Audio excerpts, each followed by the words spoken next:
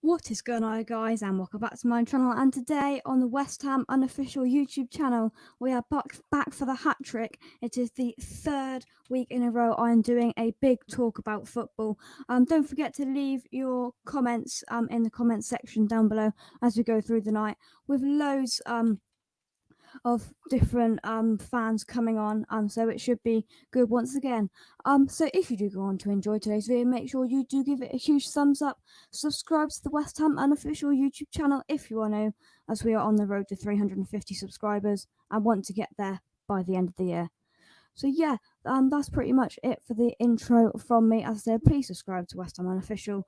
And before we do bring any guests in, before they do come on, I'd like to just thank you guys so much for 300 subscribers on this channel. I think we're on 305 currently, and that is absolutely amazing. Obviously, only starting this proper channel in September, and just 2 months later, gaining like this many subscribers.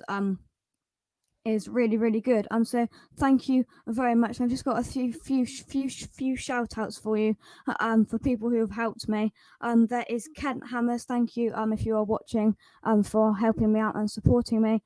There's My Hammers 11. I did an interview with Russ. That was great. Thank you so much to you. And obviously we've got Irons United, who have helped me out massively.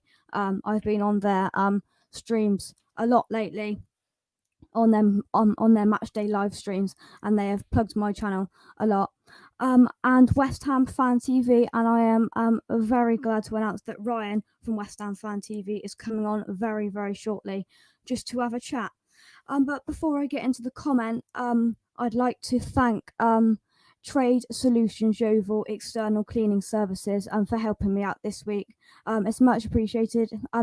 If you are in the Yeovil area and want some cleaning services, I do recommend them. But we have a comment from Nick. Hello, Jake. Hello. Please leave your comments about the thoughts we are going to be speaking about tonight as the night goes on in the comment section down below. So yeah, those guys have significantly helped me out. It's been very good. And news has come out today with the whole tier system, and that London is in tier 2. So thank the Lord. Hopefully, if everything goes to plan, we will have some football.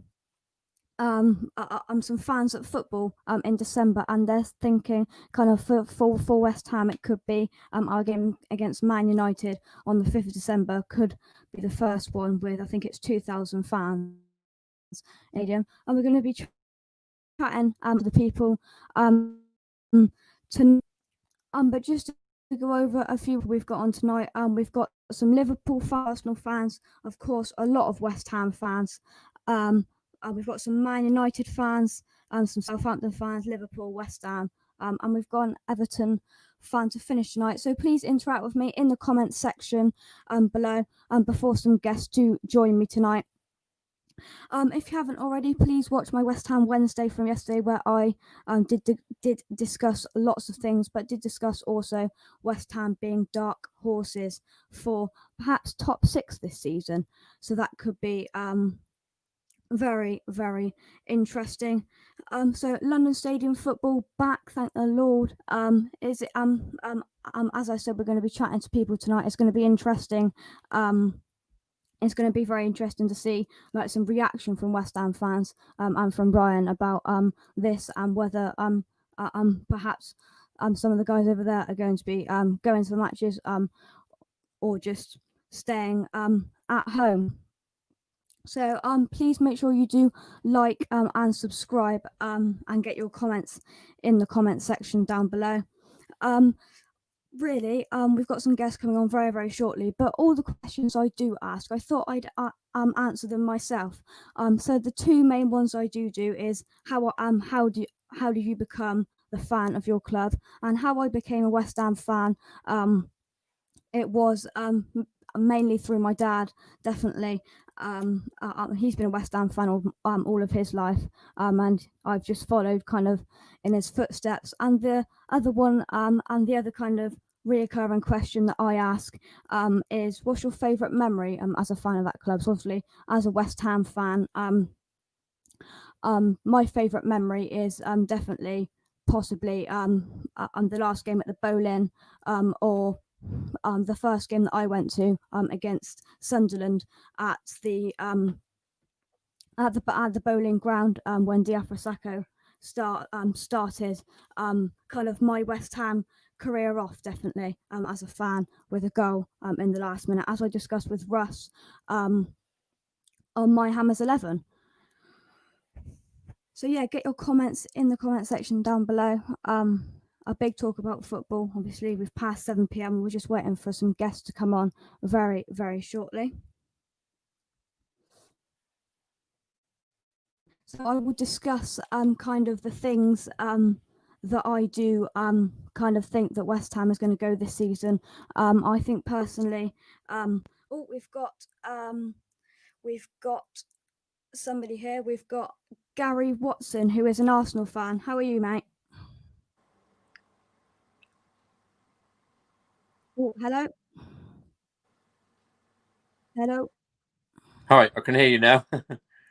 Hi. How are you? Okay, thanks. You? Yeah, very good, very good. Thanks for joining me tonight.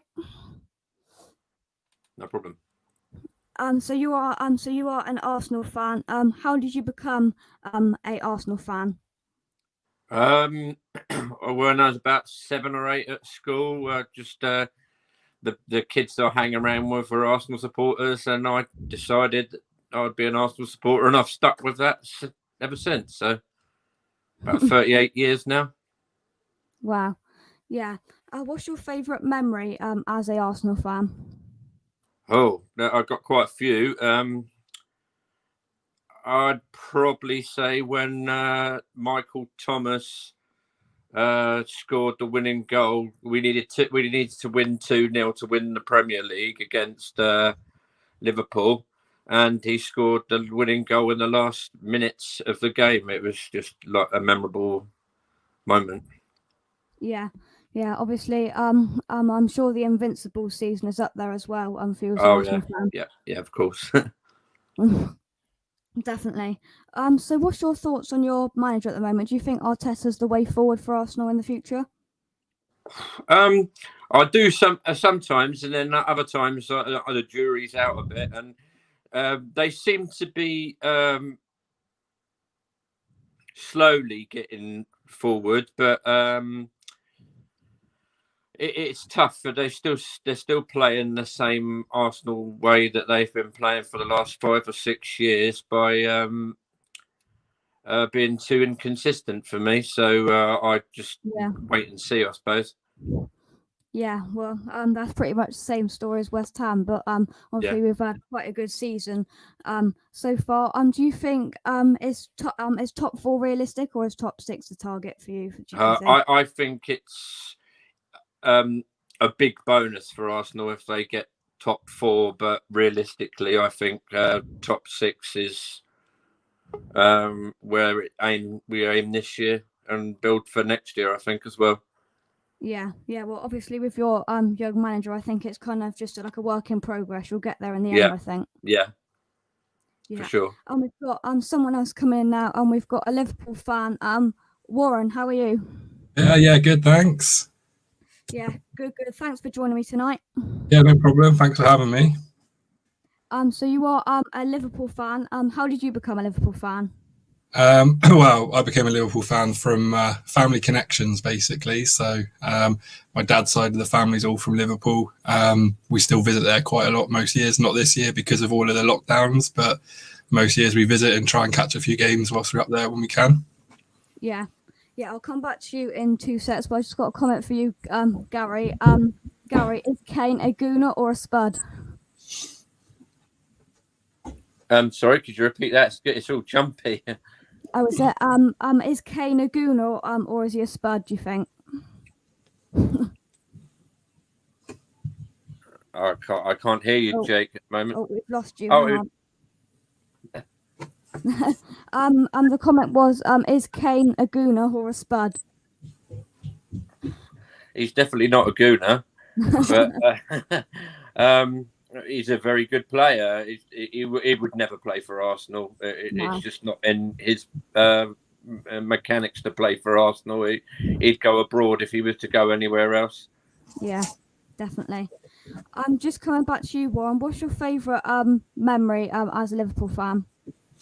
I think it would have to be the 2005 Champions League final.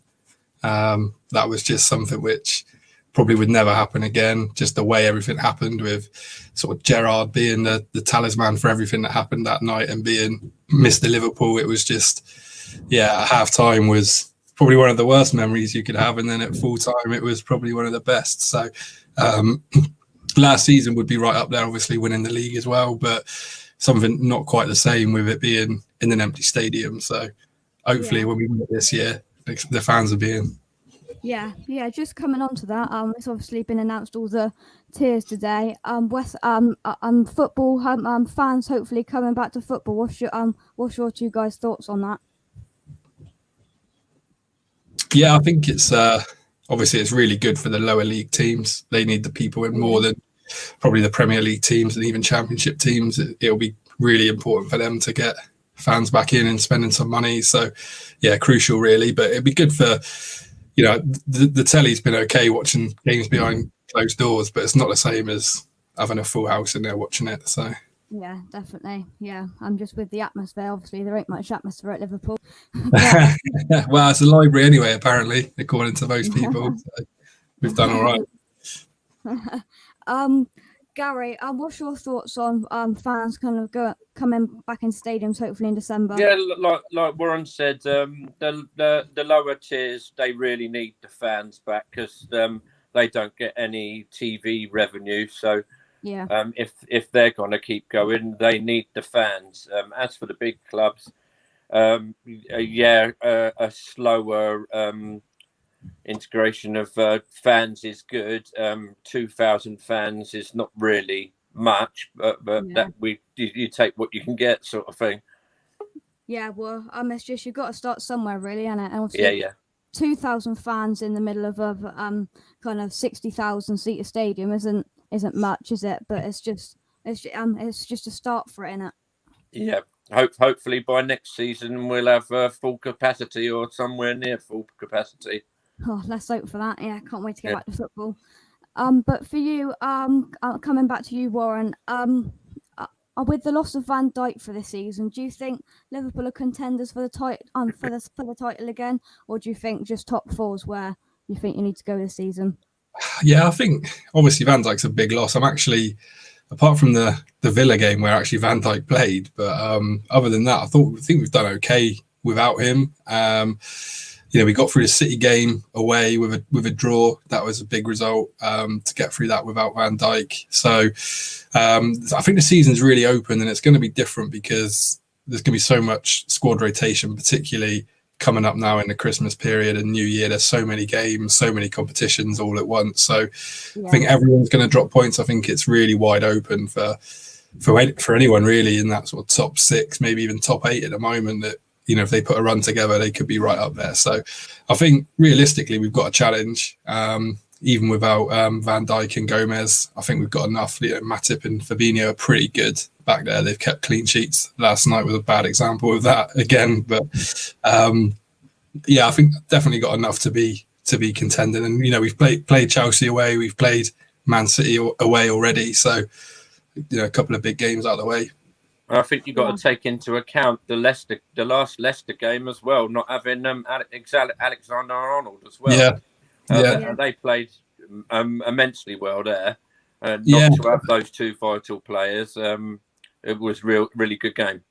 Yeah, I think that's why last night was even more disappointing because the Leicester game was so good and then it was totally like last night. But I think every team's going to go through that this season with, the amount of games that they're playing and just coming back from the international break as well. Just being 2 games a week as well is a big one as well. Not having the 5 subs as well. Yeah, definitely. We've got a Man United fan coming on now. Ronnie, how are you? Oh, you've got yourself on mute there. I'm all right. You okay? Yeah. How are you? Yeah, I'm good. Yeah, I'm all right. Very good. How's it going? All right? Yeah, not too bad, not too bad. You are a Man United fan. How did you become a Man United fan? Well, I started playing football when I was about 8 or 9. Until then, I said I was a Chelsea fan because my whole family supported Chelsea. And then when I got into football through Ewan Corley and Ted Mills, they were United fans. And then I just followed them, really. Yeah, Definitely. I've been a United fan since I was probably about 10. Yeah. What's your favourite Man United memory? As a Man United fan. It's got to be 99, Yeah. winning the league, beating Tottenham, and then 2 minutes to go. Solskjaer and hang on, Solskjaer and Sheridan. That's it. Yeah, definitely 99 for sure. Yeah, well, it's always good to beat Tottenham, innit? We all know that. Yeah. Yeah. Yeah, but we've now got a very special guest. He runs his own YouTube channel himself, West Ham Fan TV. Got over 50,000 subscribers. Ryan, how are you? Hello, mate. You all right? Yeah, I'm all right. How are you? Thank you for the build-up for that, mate. Thanks for coming on. That's all right, mate. How you doing? How is everyone? You all right?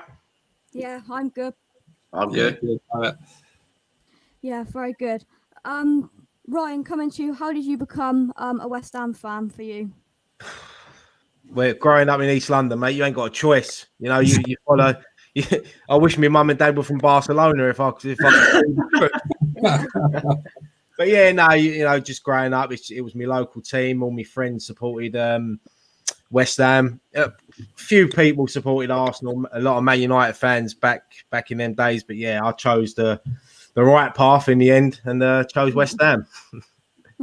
Very good. What's your favourite memory as a West Ham fan? Favourite memory? Oh, we don't win many trophies, so I ain't seen many trophy wins. But it's probably in my first ever game at West Ham, and then the last game at the Boleyn when we beat Man United on the last game. It was unreal. It was the whole day, just being with your friends and family, and yeah, it was unbelievable. Got some great memories. Yeah. Well, that day was definitely not one to forget ever for a West Ham fan. What a day that was. Everyone loves beating United as well, don't they? Yeah, definitely. It was fitting, really, because we had some great battles with Man United down the years at Upton Park, and it was a good way to send off the bowling ground. Yeah. Quality ground. Miss it. Yeah, Tight, really tight. Bit like our owner. Quality. Yeah. Turning to the channel, Ryan, you've done this for about you've done West Ham Fan TV for about 5 years now. What's the best thing for you about running it and having over 50,000 people watching? Do you know what? It's me and for there's 5 of us in total, so we're all mates. So it was just a little hobby we started doing, really, and it was good way to interact with the fans and like yourself. There's no better feeling than talking to fans. Win, lose or draw, we're at every game. We enjoyed doing it, and we've had some great memories down here. We've seen some great wins. We've been standing outside grounds when we've had some heavy defeats as well. So it's not always good all the time, and you get a bit of stick from opposition fans, but that's part and parcel of being a football fan. It's what we love. Yeah, definitely. Whilst we've got a few people on here, I'd like to just open the big can of worms of VAR. Warren, for you first, what is your thoughts on it? Is it going or is it staying for you? I think it's going to stay. I don't think they would have rolled it out as comprehensively as they have if they weren't going to keep it in place. I don't actually think it's VAR's fault. I think a lot of it is to do with the way they're applying the rules, and different people's interpretation still comes into it. And the handball one's probably the worst one. I think if there was a bit of clarity on the offside situations, like the Mane one against Everton, just exactly where they're drawing the lines effectively of calling it, in what exact frame they're using on the technology, just needs to be a bit clearer. Like the goal line technology, it's pretty cut and dry. It's in or it's not, and everyone accepts it. I think with the offside one, it's just too many angles you see where literally it's blurred lines, and people you struggle to sort of see how they've got to a decision sometimes. But I think there's just a bit of clarity on that and the handball, and I think it would be okay. But that's more to do with the rules than the technology. Yeah. Gary, what do you think of VAR? Do you agree with that? Yeah. The big one for me is that in other sports like cricket and that, you see everything that's going on with the decision leading around VAR, and in football you don't really see a lot apart from the line they've drawn across across and the picture you see if the referee goes to the touchline TV, and I think to start off with, they started off with it too fast. I think it was all supposed to be around goal line technology, but they introduced everything into it. I think they just went about it the wrong way to start off with. Yeah, definitely. Ronnie, I'm sure Man United have had many bad decisions, as every club in the Premier League have had. But do you agree with that? Just a quick one. VAR in. Do you think? I'm happy with the goal line technology. I'm happy with that. The offside, I think it's taken the human effect of football away. You know, it should be the ref and 2 other humans, and then it's down to them. I think all this going to check it now, I'm not happy with it really. I like the goal line technology, but I just think it's just taking the game away. You can't tackle now. The game's run by computers. I don't know. You've had a few penalties off of it. Yeah. So it should be down to the ref, not 3 other refs in another room. No, it should be down to that ref. He's the governor of the game, and he's got teammates helping him. That's it. Up there's 3 or 4 of them having a natter. Yeah. So there's 5 refs, is there? Yeah. That's my point. I like the goal line, but it should be the governor and his mates. Ryan, for me, obviously, we've had plenty of bad VAR decisions, as have everyone, but seems to be a reoccurring thing that it's going to stay.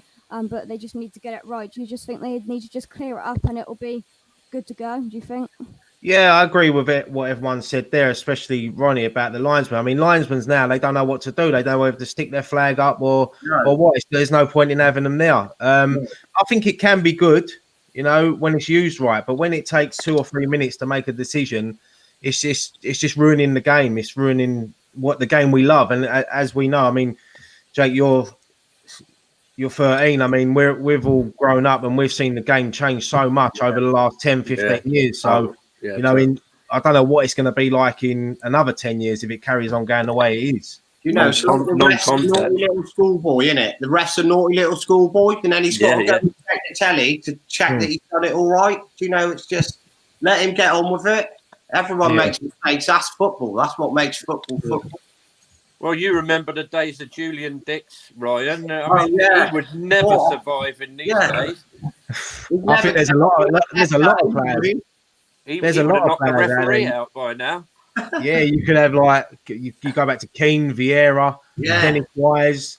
Yeah, these players wouldn't last 2 minutes on the pitch now. Proper football. Football. Yeah. Right. Thank you, Warren and Gary for coming on tonight. It does me a lot. If you could leave now, that would be great. Cool. No problem. Yeah. Cool. Thank you. Thanks for Bye. See you later, guys. Yeah. See you guys. Cheers. Yeah. Take care. Ronnie, you're being you're going to be quite outnumbered now because we've got another couple of West Ham fans coming on. Steve and Mike, how are you? Yeah, good, Jake. Doing a great job there, mate. Thank you. Steve, good, Jake. Good, Jake. Thank you. Yeah. For you, I'm coming to you, Steve. How did you become a West Ham fan? Well, that's a family thing. I was driven by my dad. Yeah, my dad was a massive West Ham fan, obviously, all his life until he died. So I fell in with that.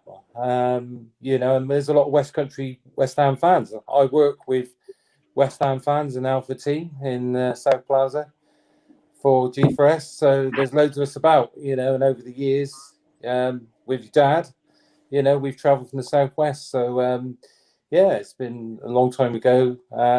It takes a lot to be a West Ham fan for a long time. Tell me that. Obviously we when we could go to football, we used to go. We obviously coming down from the southwest down there. We have some fair share of bad results, early mornings and all of that. But it's just part of being a West Ham fan, isn't it? Yeah, absolutely. And I remember a few years ago when we went to the Liverpool game, first game of the season. I was about to go to the Falklands, and we lost 4-0. Got absolutely trounced, and people left Anfield, and that was going to be my only game this season, and that was my last memory. But that's about being a West Ham fan. I remember us being a bit moody in the car coming back, but that's the way it is. Yeah, definitely. Whilst we've got a few West Ham fans on it, the decision, Mike, the decision, to, obviously the government have made to, hopefully bring fans back to the stadiums in December. What's your thoughts on that? Do you think it's positive, and do you think, how do you think the board are going to work it with who's going to get in and kind of thing like that? Well, hopefully, I get a chance, but it's not going to be the same. 2,000 fans in the stadium. I mean, it's not enough, really. It could be a hell of a lot more. In my mind, you could easily get 10,000 fans in there with not a problem.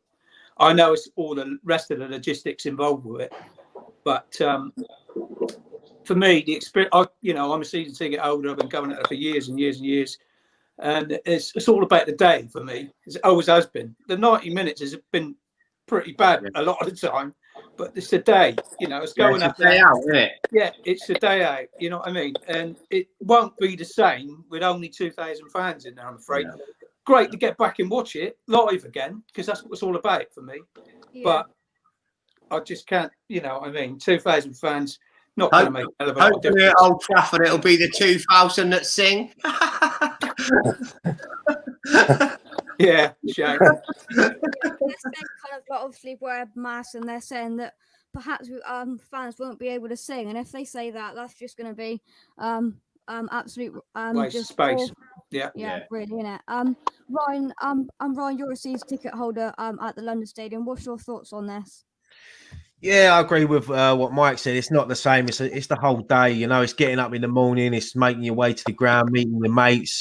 For us, we're allowed in the pub, Jake. Not, you got years before you can do that yet, mate. But yeah, as you said, the 90 minutes is sort of a distraction from enjoying the day with your mates. But if you can't, to 2,000 people in a 60,000 seater stadium, you can't shout, you can't sing, you can't stand up. It's just going to be like watching it on the telly, but sitting in the freezing cold. So you might as well do it indoors. Yeah, I agree. Totally. Yeah, well, it's definitely it's never going to be the same really until we can get everyone back in there and singing Bubbles again properly. And I think when that does happen, that'll be for the first time in months. That'll be very special, I think.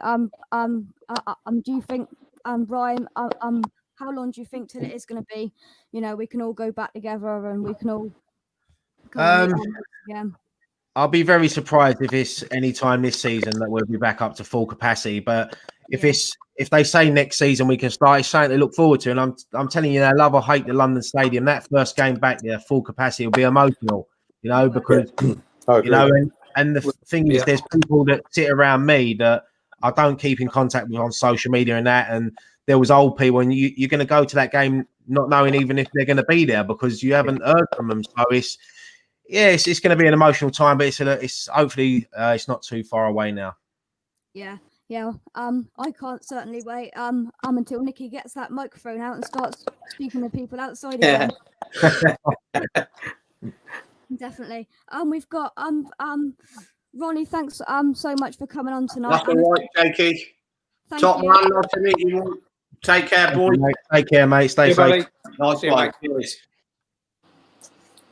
And we've got a Southampton fan coming on now. We've got Brad. How are you? Hiya, not bad, thanks. You? Yeah, very good. I'm leading off on that. And what do you think of the kind of fans coming back into the stadium? Yeah, I sort of agree with everybody else. I think it's quite pointless at the moment because it's just not going to be the same.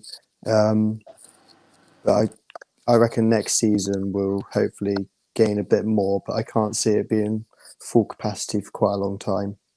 Yeah, well, do you know what kind of tier Southampton are in and what kind of situation it is? Is it 2,000 or 4,000? Do you know? I'm not actually sure. I haven't actually read into it much, to be honest. Yeah, well, it's 2,000 or 4,000. Obviously, in St Mary's, it's only not as much as the London Stadium, but it's still not going to be No, the same. no, no. Yeah. Steve, coming to you. What's your favourite memory? As we lead off that, what's your favourite memory going to West Ham?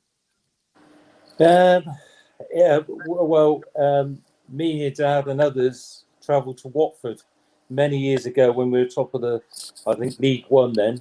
We were all standing. I remember we had some difficulty getting in the ground, and some young man decided he wanted to look after my car for 50p.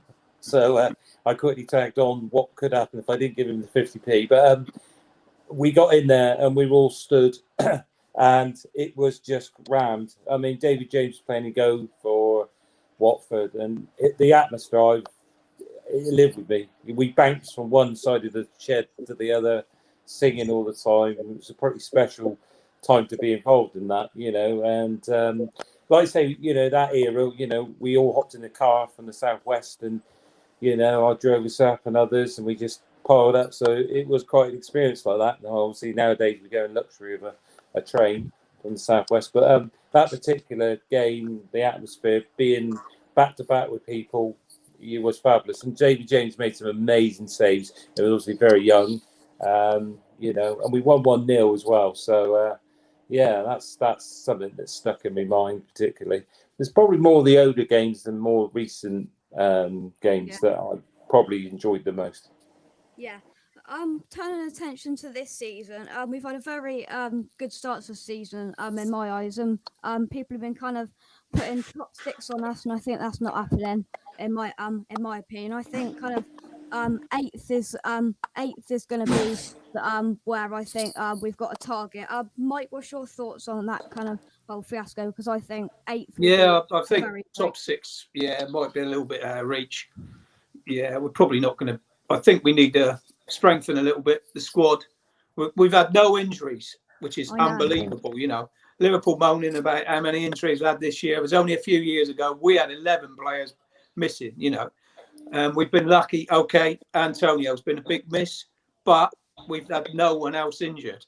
You know, Diop, you know, COVID, but that was it. I mean, we're short. Midfield, it worries me. Rice and Souček been excellent in there, but if one of them gets injured, who plays in that position? Striker as well. We need another backup striker. Yeah, I completely agree. You know, possible eighth. Yeah, I think we can do that, but it all depends on if we keep a fit squad. Yeah. Ryan, coming to you before I let you go. What's your thoughts on that kind of I think top 8 for that, and as Mike said, I think we're very short in midfield, and we need another midfielder, I think, and another striker. Do you agree?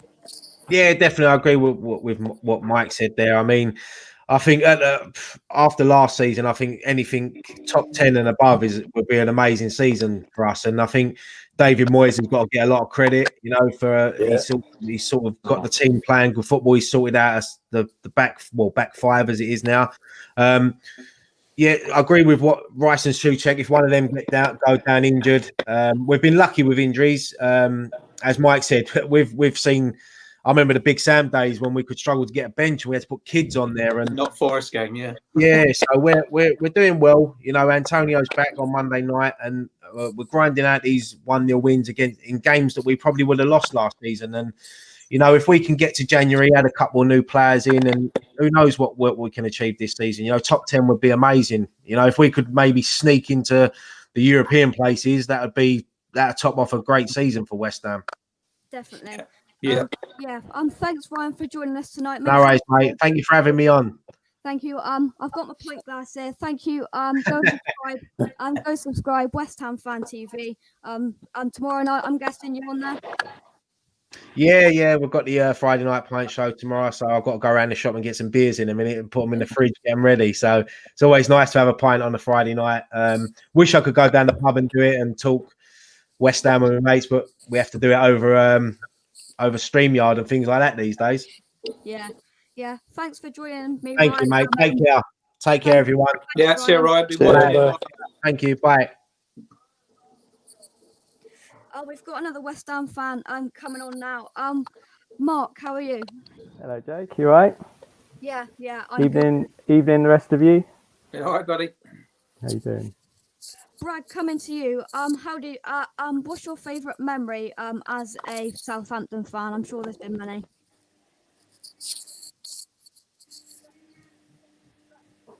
Oh, we lost him. Brad? He just hasn't got a memory of anything. Nothing to say about Southampton. I Mark, remember 1976. That would have been a good time for him, but there you go. Mark, coming to you. How did Yeah. you become a West Ham fan? So, I was kind of like, it's a bit by chance, really. When I was about 8, my dad bought me a Liverpool bag for Christmas, and that because they were the biggest team at the time. And then the first FA Cup match I ended up watching as an 8-year-old was in 1980. So I was just fell in love with this team in claret and blue, and the way they played, and Trevor Brookings' goal and everything. I was absolutely buzzing. And like everyone said, really, that was it. You kind of, there's no looking back, and definitely nothing really to follow it as yet. We still wait. What's your favourite memory being a West Ham fan? I've got a few, really. I've not ever been a season ticket holder, but I think because that's a different kind of experience. So almost every game I go to is like, I love it because I'm not there all the time. And I think just being around, just, I don't know, it's like a few people have said, really, it's just beyond the 90 minutes, like my friends and just watching the Hammers down the pub sometimes. I remember going before there was seating, I remember going to watch us play Newcastle, I think, in the first division. I can't even remember. There was a player at the time, Alan, I can't remember his first name, but he scored, and like just everyone jumping on my back, and it's just like, days like that are amazing. My first game watching West Ham with your dad, Jake, he took me down to Southampton because we went to school together. I live up in Epsom now, which is why I don't have the West Country twang anymore. Yeah, just going down to the Dell and standing out there in the freezing cold, and going to the bus and seeing Tony Cottee after. Yeah, just happy memories. Yeah, definitely. Oh, we've got Brad back. You just cut off there. Yeah, sorry, I couldn't hear you. I was just asking you, what was your favourite memory as a Southampton fan? Probably coming back up to the Premier League, to be honest. It was obviously a hard few years for us going down. My dad took me to my very first game. I actually started out as a United fan, and then he sort of entered that pretty quickly and converted me. But probably went and watched Saints v Norwich was my first game, which I actually think we lost 1-0. So, but it was a good memory. Yeah, definitely. I'm just coming back to Steve. Before I let you go, can I just have a quick prediction for our game against Aston Villa on Monday night? I think we're going to win sort of like 2-0, something like that. I think we'll win, and we're in good form. The main thing for me, the difference I see is the mindset. So I think the lads are confident. They want to play for Moyes and his team. So I think we can win. I think it won't be an easy game, but I think we're quite confident we can score. And maybe if we shuffle the formation, which may be a bit controversial, but I think if we shuffle the formation a bit more, I think we might see Haller have a couple to his name. I think that's coming. So I think sort of a 2-0 win will be a good result. Yeah, very good and optimistic. I hope to see you soon going to another West Ham game. But until then, thanks for coming on tonight, Steve. It's been a pleasure. Thanks for you guys at the Hammers. Thank you. Thanks, Steve. Cheers, Steve. Bye bye. And we've got a Everton fan coming on now. Dan Howell. How are you? Yeah, I'm good. Good, thank you, Jake. Not too bad. Good. You are a Everton fan. How did you become a Everton fan for you? I mean, really, growing up, it was sort of, everyone had their big clubs, and I didn't really want to go for one of those. It's quite fun being sort of a team that isn't winning everything. I see it as more exciting sometimes. So yeah, chose to go with Everton, and supported them ever since from a young age. Yeah. What's your favourite memory as an Everton fan? There aren't too many in my lifetime. I mean, yeah, we had a great season a few years ago with Martinez when we had Lukaku and those banging the goals in. We've had the sort of 10, 15 years ago when we made it to the Europa League. Back then, it was, there's good times like that when we had Moyes in and he was in his prime. Good times. We've made to multiple FA Cup finals. But yeah, it's just sort of So yeah, but it hadn't ended in much glory. Yeah, I think that's like us at West Ham. Really. Yes. I'm coming back to you, Mike. What's your prediction for Monday night's game? I think we're scraped to win. 2-1. Don't think they've got Barkley playing, but if we can keep Grealish pretty quiet, I think we're scraped to win. Yeah. But we've had a good run, and it will come to an end sooner or later, but hopefully not soon. Yeah, definitely. Yeah. Thanks for coming on again, Mike. It's not a problem, Jake. It's a pleasure, buddy. Thank you. See you guys. Bye. Cheers, Mike. See you later. Bye. See you later. See you. Bye. Brad, just coming back to you. Southampton are having a pretty good season this season, sitting in 5th in the table. Do you think this is top half is the kind of the aim? Do you think? I'd like to think so. Yeah, I think we definitely have the team to do it. Last season was not the best. Obviously, losing 9-0 to Leicester was a horrible day. But I think since then we've definitely picked up. And then when this season started, I thought, oh, we've lost our first 2 games. Here we go again. But we seem to, after having that Everton win, we sort of look to be actually heading somewhere, which is good. Yeah, definitely. Well, as I said, it's looking positive for Southampton this season. All the best to you, and thanks for coming on tonight. That's right. Cheers. Thank you. Thank you. Bye. See you, mate. Mark, you are our last standing West Ham fan.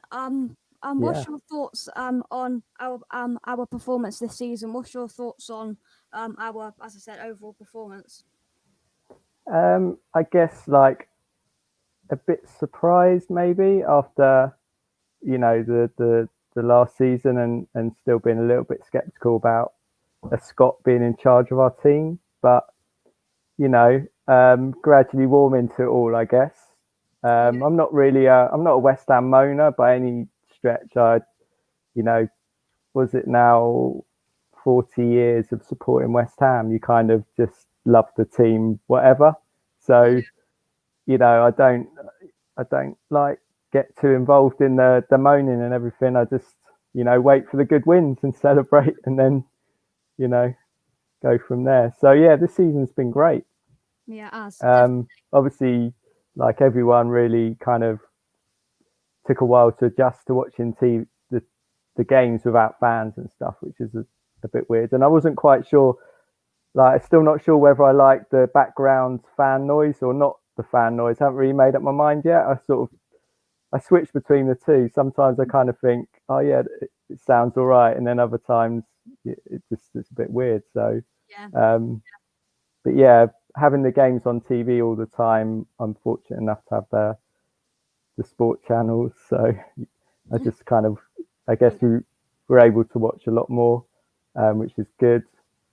not being a season ticket holder, I see more games this season than I have probably in the last 20. So there's some pluses. Yeah. Just before I let you go, Haller's been scored a goal in our last game last week. Do you think this is going to boost his confidence? And just a quick prediction for Aston Villa on Monday night. I hope so. Yeah. I mean, you never want to see a player go through what he's, that lack of confidence. As a player, I don't know.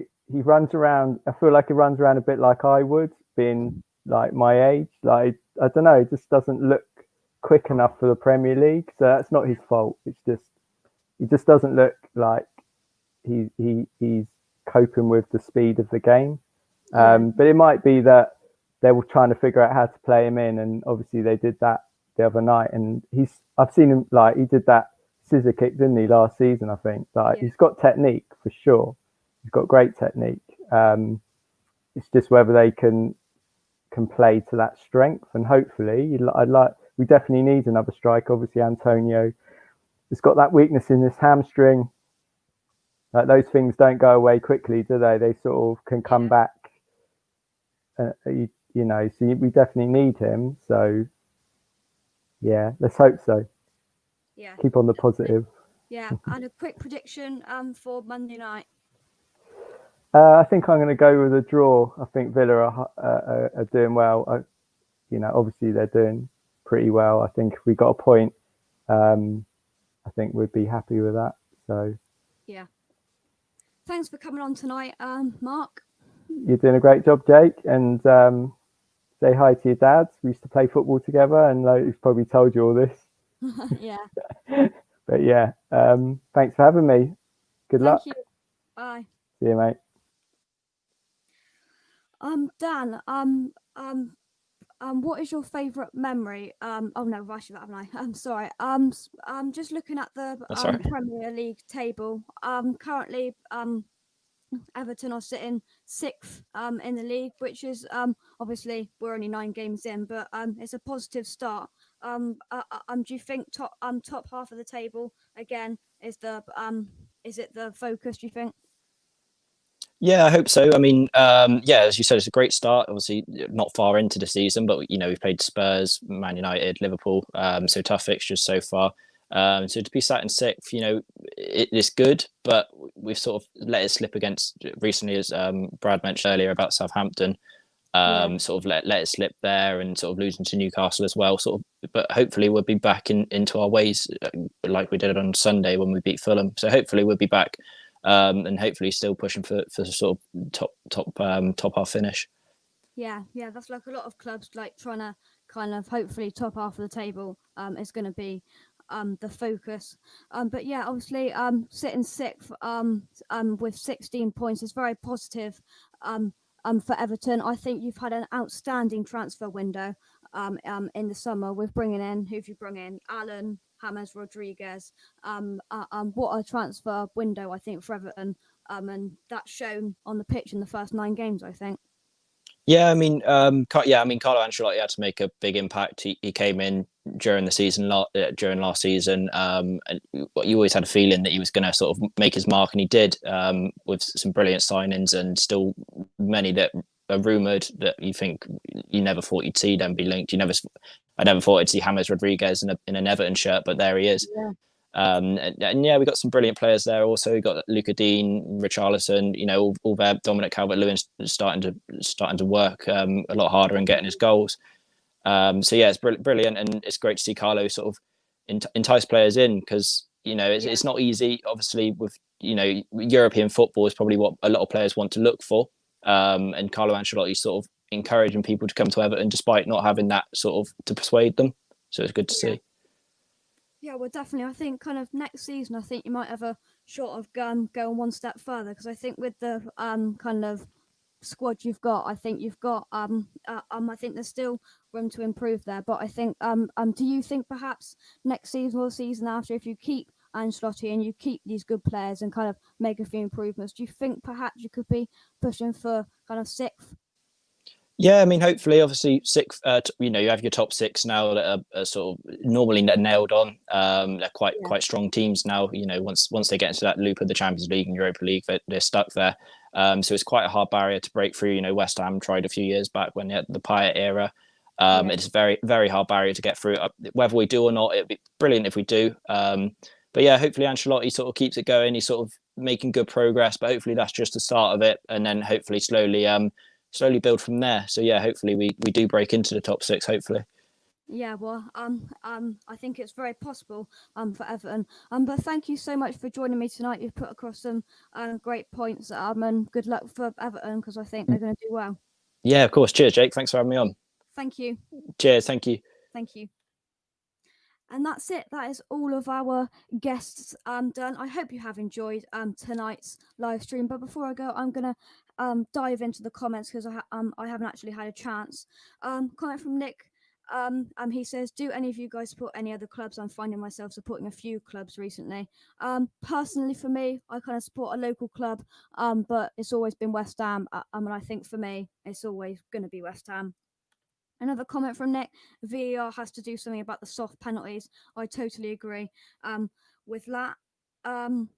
Another comment: no clubs north of Watford, pure Boris. I think that's talking about kind of fans coming back in. Yeah, obviously London a big place, and obviously they've had to separate it out. Dalek, hi guys, hello, Dalek. Anyone going to the game next week? We won't be going to the game, but I'm sure a lot of eager West Ham fans will be. Nice story, Steve. I hope to experience that one day. Yeah, Steve was on earlier with a great story. From Kent Hammers here, we've got if we are fighting for 8th or above in January, I think we might bring 2 to 3 if we are lower. Don't think we bring in anybody if we are just mid-table. Yeah, definitely. I completely agree with that. 2 to 3 players have to come in January if we're gonna push for those places. One day I'll get to the UK for a game. It's a live stream. Yeah, I'm sure you will, Nick. Philip, if we finish top 10, should Moyes be considering manager of the year? Well, he's done a good job so far, in my opinion. We'll just have to wait and see. Another comment from Nick: mid-table is average, and there are a ton worse teams than West Ham. Yes, I agree. It's nice for once to have some confidence, and I think we are going to be pushing. Philip, if Bielsa can be nominated for FIFA World Manager of the Year, then anything is possible. Yes, definitely. Kent Hammers, Ipswich at home, playoff semi, 03-04. Amazing atmosphere. The old lady shook. Well, obviously I wasn't alive, but I'm sure I'm going to any West Ham away day. You are going to get a great atmosphere. Speaking of looking up games, watching the 86 World Cup final this morning, that man was incredible. Yeah, rest in peace, Diego Maradona. Kent Hammers, it was a wonderful night. Nick, the crowd were the 12th and 13th man that night. Yes, they were. Hi, Oliver. I'm good to see you on tonight. Haller is a class striker, just got to feed him. Yes, and you are very much like Stout on Irons United. That is very much what needs to happen. And the last comment we've got from Nick: how can you get the best from Antonio but not Haller? It seems like a draw against Moyes. Well, for me, they are two completely different strikers. They are, and just we haven't been playing to Haller's strengths, but hopefully Moyes can see, and that can come in the future. But guys, that is it. That is coming up to 55 minutes now. A big talk about football, episode 3. That's it done. Yet again, a huge thank you to Trade Solutions, Yeovil External Cleaning Services for your help this week. Please subscribe to the West Ham unofficial YouTube channel if you haven't already. And I will see you on Monday for some coverage for the West Ham versus Aston Villa game. My prediction: a sneaky 1-0 win, the third 1-0 win in a row for West Ham United. But I've been Jake Cox. There's been some amazing guests on tonight. And I will see you next time on a big talk about football.